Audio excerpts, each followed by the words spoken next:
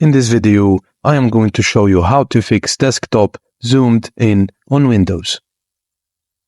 Right-click on an empty area of your desktop and select Display Settings from the context menu.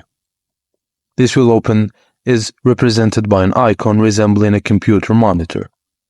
In the Display Settings window, scroll down to find on Advanced Display Settings. Within the Advanced Display Settings, look for the Resolution drop-down menu. This is located above any related settings links.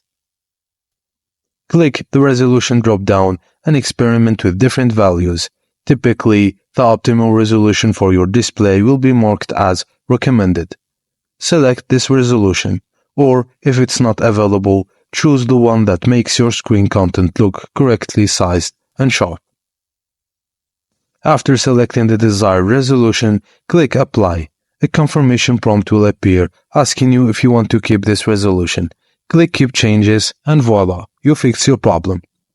Thank you for watching, and please don't forget to like and subscribe for more.